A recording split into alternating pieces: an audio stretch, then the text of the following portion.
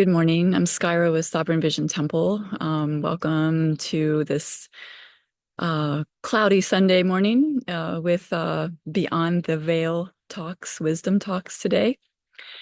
Before we get started, I wanted to just stop and remind everybody to ground where they are, to get comfortable, and to just get centered in your body. And you know, we're listening, we're always just, we can be distracted and kind of living in the past, living in the future rather than the present. So the best way to get present for me is just to stop, put my feet on the ground, put my hands, just give myself a hug if I need to, um, and then to just tune in to my breath by taking a deep breath in through my nose. And sometimes you can hold it for a few seconds and then release and slowly and repeat that 3 times. And that usually helps to just get people grounded in their body and the present moment. So let's start with that today. Let's take a deep breath in through your nose and release. And one more breath in. And you can hold it for 4 and release. And it's always good to, when you breathe out, to make noises. It gets rid of some of that emotional charge. And you can breathe in for 7 seconds, slowly hold it for 4, and breathe out for 7 to slow down. So we can try that.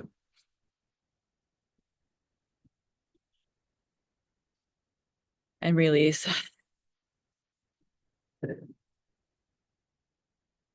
And just come into the present moment. Yeah, how does that feel? Whenever I work with clients, I always start with the breath. I do some drumming, things that will get people tuned in to what's in the present moment.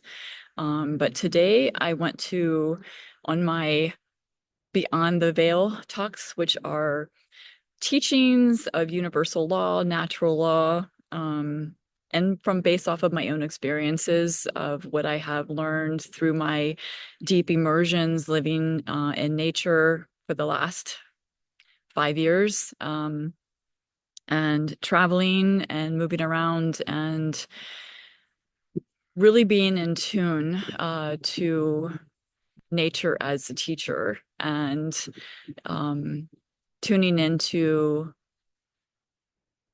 the fields beyond our physical realm, where we can receive information beyond the proven scientific methods based off of our pineal gland and our intuition, our inner knowing, which is directly related to our spiritual integration. And, so many are in our mind, we're stuck in our mind. We want scientific evidence, we want proof.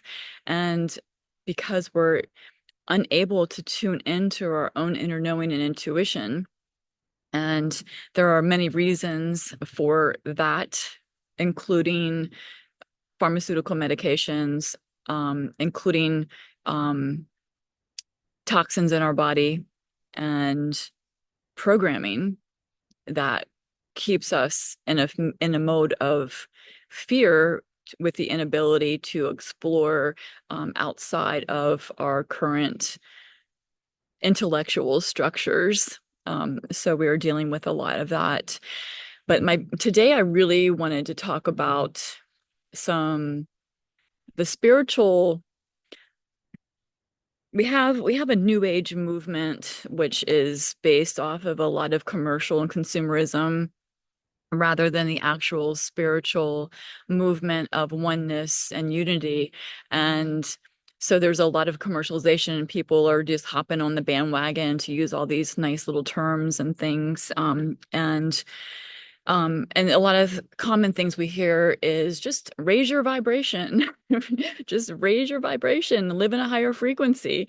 And that why that is true, it's only partial true because everything has an opposite and equal. And there are different laws to um, different scenarios.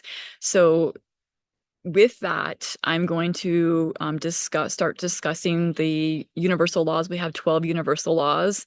And in my conversation today, I'm going to bring in the law of correspondence, which is everything is happening for you, not to you.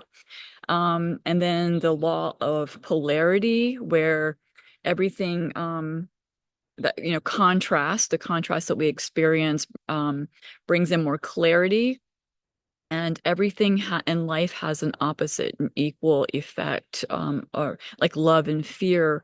And then the law of vibration, which states that everything is energy, it vibrates at a certain energetic frequency. And because everything is in motion. So, law of vibration, law of correspondence, and law of polarity are three amazing um, laws to understand. And so when we say raise our frequency, and I'm going to kind of unpack these a little bit, so the law of vibration, first of all, is that everything has a frequency, and that includes our own body, our own thoughts, what we're consuming, what we're putting in our body, what we're surrounding ourselves with. Um, and our bodies, we vibrate at the frequency of Mother Nature, of the earth. So that is why grounding and being in nature is such healing, because she vibrates at a frequency that is life-giving, nurturing, and obviously, because we see the plants growing, we see that it nurtures our body, that she produces the food that we eat. She so we know that Mother Nature is definitely for us, and with this movement of disconnecting us from nature, which has been happening for quite a long while, where we're dissecting the parts of us and dissecting us and separating us into components and pieces like the medical system has done. We are not looking at the whole fullness, the holistic view of our of our body and of our psyche. So, because everything is connected. Um, so, um, let me think. The law of correspondence. So the reason we can't always raise our frequency, that's what I really want to focus on, is this thing where people say, "Oh, just raise your vibration, just raise your frequency." Well, there's a lot of things that people aren't familiar with because we're not taught this. This is not the kind of things that they teach us in school. This is not the kind of things they teach us in college. It's not what we're taught in any kind of medical system. But it is what was erased, so people wouldn't know who they are and the truth of our own power, our inner power, and how we can shift our frequency. There's a lot of things out there and programs out there running to dumb us down, to keep us stuck, to keep us in a place of feeling that we can't change our life. And when we are when we are focusing on like one thing, like say right now for the system, is the big thing is just talk therapy. So you're feeling like chaos, you're depressed, and what do? We send people off to talk therapy, and most likely here's some medication, so we can suppress your emotions further. And what's happening with that is when we're human, we have a mind. We're the one of the only we have a mind that creates thoughts, and with our thoughts we create our reality. So if we're brought up into an environment that there was a lot of negativity, or a lot of being told that we aren't good enough for some reason, or whatever it was, we tend to um, hold that in our body as an energy. So those emotions can get trapped in our body, and talking sometimes will help. It'll help like bringing clarity, but it's still using our mind, and it's not releasing emotions out of our body. So these emotions will get stuck, and we have a chakra system, which there's blockages, and so there's an energy that runs through our body. And if those emotions are stuck in our body, then we're going to experience blockages in the way our energy flows in our body. So the law of vibration is going to have some kind of a blockage in it. It's very common for people to have blockages in their root and their sacral and their solar plexus, which will also block the heart. And then if people are in their mind a lot, and they're unable to tap in and tune in to their intuition, and their third eye, pineal gland, which can happen from many toxins put into the body. That is our spiritual connection. So that is blocked, and that again is blocking into our heart chakra. So all of these things affect our vibration. Now, when we have emotions that are stuck in our psyche, in our body, we suppress. And we've been taught, don't we suppress? We're a society that's told, don't cry, don't feel, don't suppress, don't express how you feel. And what does that happen over many generations? It gets stuck in the body, and it turns into dis-ease, whether you want to, and then literally dis-ease, it's a dis-ease of our frequency, of the way we believe about ourselves, but it's also can turn into dis-ease, like disease, like sickness and illness. So so the law of correspondence says that we're experiencing inwardly, so as within, so without, that if we're having, so the things that we can notice is, are we repeating patterns? Is there something in our life that keeps continuing to show up, that repeated relationships that aren't healthy, addictions, living situations, money problems, sickness, disease, things that are continuing to show up that we can't figure out through our mind why this keeps showing up. And so we're in this anguish. I'm like, how come I keep in this different relationship, but with the same exact dynamics? In that, we have to pull it back and say, and look at our inner wisdom, and knowing look at our patterns, what is happening inside of us that is creating what's happening on the outside. And not everything that's happening on the outside is because of us. I can say that because we have a lot of different energy coming, so don't fall for that as well. But literally what you're experiencing in your life that has been happening for a while, that we keep repeating patterns, then we need to look at, well, what is happening? And a lot of times we can't see it because it can't be felt. It can't be like thought about, because it's running on a subconscious level. It's running from deep programs from our childhood, and also from past lives and ancestral trauma. So there's a lot of different reasons. So I'm going to talk about three different things today that we can look at when we're experiencing these things and are preventing us from raising our vibration. Number one, our thoughts.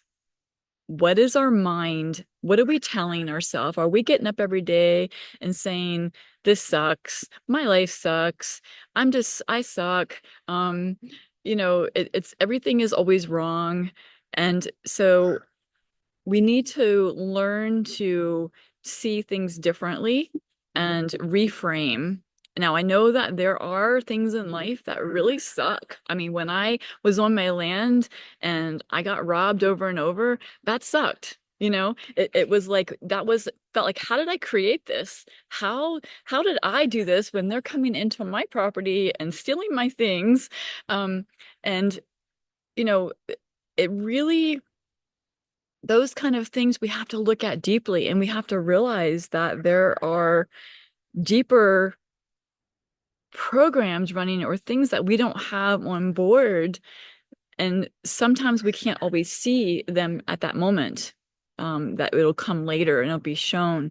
But it is always good to be able to speak with somebody that has experience with this kind of thing and that can maybe help you with repeat it with patterns that you're unable to see that are and subconsciously that you're creating, and maybe look into some ancestral um doing some ancestral work, deeper work, which is the work that I do. This is what I do with people. I help people with. So, if anybody is experiencing that, I've got sessions that you can book right now, one-on-ones.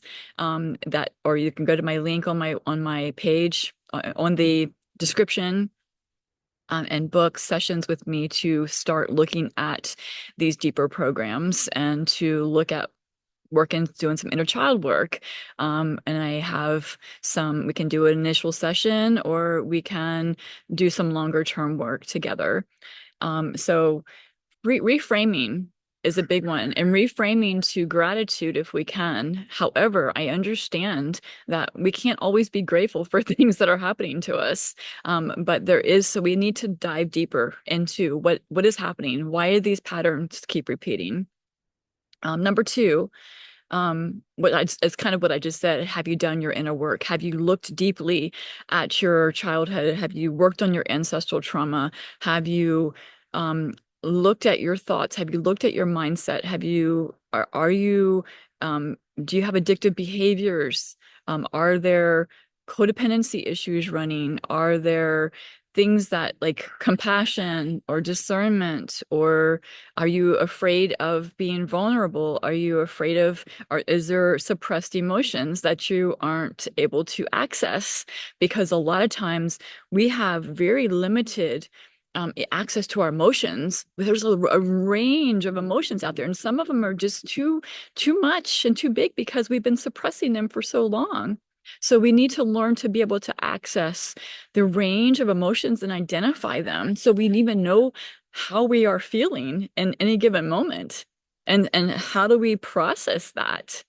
And a lot of us are holding on to anger and rage, and I would say that one of the most the sadness and grief is something that people just don't, we just shut it off, the sadness, and we just don't want to feel it, and we want to just move on. And until we are able to access emotions and feel deeply and release those emotions, whether it's stuck in the body or it's, in our mind, and to be able to cry. Crying is one of the most cleansing ways to release emotions. It's cleaning our psyche, cleaning our body. So if you haven't been able to cry, that is something to look at. And there was times in my life that I definitely couldn't access that and couldn't cry. And um, I think that's where addictions come in, because sometimes that'll come out because the law of correspondence and polarity is, when we're something is suppressed, it's going to come out in a different way. And whether if it, we have all these emotions and pain suppressed in our emotional and our pain body for years and years and years, it's going to come out through some way. We have to release it. And a lot of it times it's through addictions, because it's a disassociation. It's a way to release emotions. That's why a lot of people will get kind of crazy when they drink or whatever, or they do drugs. It's a way to release, but it ultimately ends in more destruction for our life. And um number three, which is from, this is a big one because a lot of people, we've been trained to live in fear to change, fear of what will happen if we change our life. Fear of what if we disrupt the status quo? What if we don't do what everyone tells us that we're supposed to do in our life? And are we living in alignment? Are we living what feels what feels passionate and of purpose? And does it feel, you wake up in the morning and feel joyful? Or do you wake up in the morning going to work and feel like, oh my God, I can't stand my work. It's, I can't express myself. I can't be who I want to be. And I know that I have more inside of me, but there's something in you that's telling you that you can't, or you shouldn't, or you can never do that. And I lived that way most of my life. And sometimes life will bring huge tower moments, huge, like getting fired from a job, a divorce, sickness, disease, that is a major transitional moment in your life, and you have to make a change. And that's what's happened to me in my life over and over until I was able to see what was happening. And so many of us just live in this. So if we can access beyond the fear, beyond the veil, and understand that we are a holistic being, we are connected, that all of our psyche, our psycho, spiritual, emotions, what we're eating, what we're putting in our body, how we're surrounding ourselves is all connected. And so we have to be able to access the deeper parts of ourselves. And a lot of people don't want to get help. That was me. I didn't want to get help. I didn't want to um, think that I always thought I could do everything myself. I thought that I should be able to, because we're supposed to be so strong, right? And resilient. And the truth of the matter is that we need other people. We need community. We need outside help, at least to access the parts of us that we can't see, because whatever like it is, if you're depressed, not all parts of you are that. We are made of different parts. So we need to be able to access the part that isn't feeling alive, that is blocking our energy, that's blocking our frequency. So the next time somebody says to raise your frequency and just get over it, you can kindly say thank you and be grateful for the reflection and move on, and know that there's deeper. It's nothing, it's not, just don't think that there's something wrong with you, that you just can't raise your frequency, that you just can't be joyful and happy. It's just a sign that there's some deeper inner work to do. There is something inside of you that you need to access. And then you can, so that is the work that I work with clients. We go into the deeper subconscious programmings. We look at the patterns. We look at addictions. We look at programming. We look at our past. We look at the ancestral programs. We look at the spiritual aspects. Where are we not accessing the spiritual end of our experience? And look into what is blocking our frequency, what's blocking our vibration. So, and I know I spent a lot of time just like teaching today, and because I wanted to be able to explain this because this has been when I share more stories of my own experiences. I've moved through addictions and deep programming, subconscious ancestral trauma, rage out of my body, and nature was plant medicine, intentionally, not every day, but intentional plant medicine, microdosing is very beneficial in helping people to release deep suppression and programs and things that we can't see. The medicine is here for us to access. Um, Detoxing my body, huge. That was a major, major uh, period of time that I was able to access a lot of intuition, a lot of past life memories, and remove the toxins and connect into my intuition and my third eye chakras, movement, yoga, energy work. All of these things are definitely helpful in raising our vibration. So if you're interested in a one-on-one session, we want to just talk. I'm doing it by donation right now. You will get some definitive information on which blockages I can see in your body, just based off of what you say, what you're feeling. And we can look into exploring into further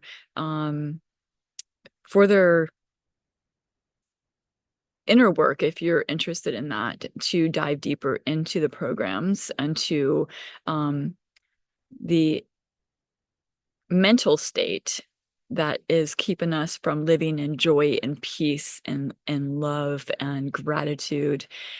Because literally, with our shift in our mind is the program. Our mind is the program. So if we can wake up every day and be grateful and thank and return everything into love, we can immediately shift our frequency just by reframing what we triggers, reframing anything that's coming at us, and to know that everything we can is nothing's happening to us, it's all happening for us.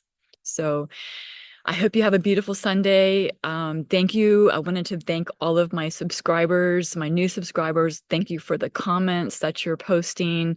I appreciate you. Um, I have had a major um, shift myself this week, um, and some places of feeling stuck. And so next week, when we are on our Sunday Beyond the Veil talk, I will be in a different location, which is going to be a surprise. And uh, I'm really looking forward to connecting with you. I've got some announcements coming, and also I wanted to say that on the community, on the